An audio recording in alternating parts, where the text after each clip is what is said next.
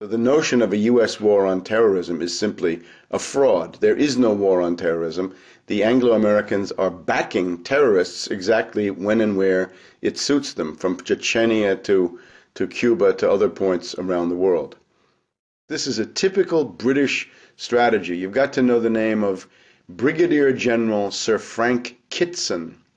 He was the British operations officer in Kenya at the time of the Mau Mau.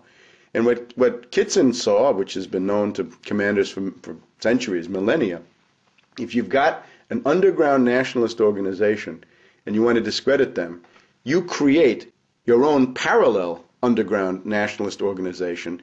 You send them out. It's got to have the same name. It's got to have a false flag. You send them out, have it commit tremendous atrocities. Those will be blamed on the original relatively benign group, and they'll be discredited, they'll be demonized, and you gain political advantage. He wrote a book about it called Low Intensity Operations.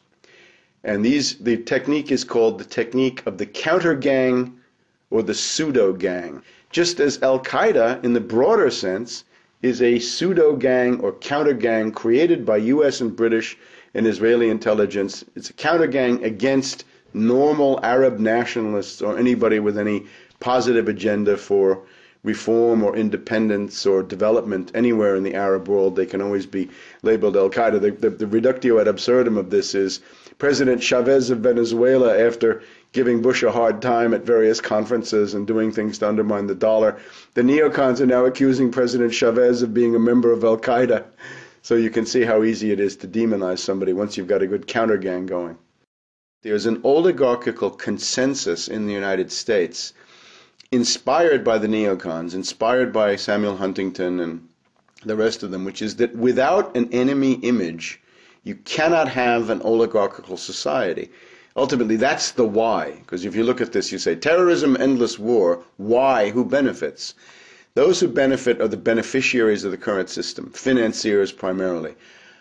They feel that without the diversion of a war, they cannot maintain social relations, property relations, in the current form, and this they are determined to do. So they have manufactured, in a complete hysteria, a largely fictitious external enemy. You remember 1984 by George Orwell. Julia at one point says, I don't even think there is a war, it's just a fake to keep people under control. Orwell, I think, had a very good understanding of some of these psychological mechanisms. Julia, do you think the resistance is real? No. None of it's real.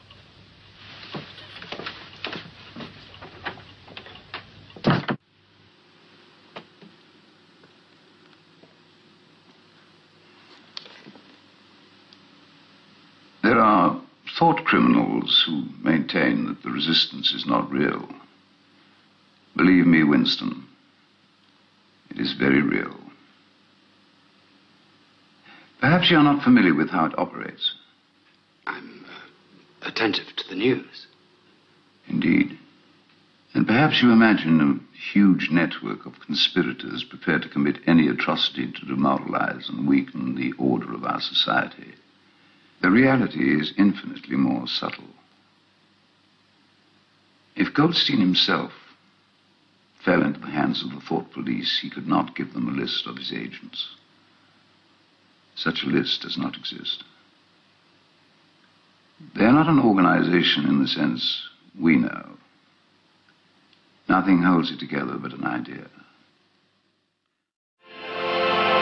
In accordance with the principles of doublethink, it does not matter if the war is not real, or when it is, that victory is not possible.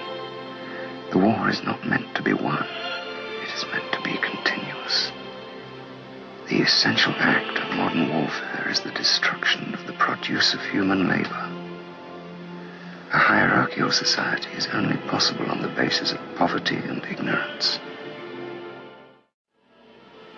The war is waged by the ruling group against its own subjects, and its object is not victory over Eurasia or Eastasia, but to keep the very structure of society intact.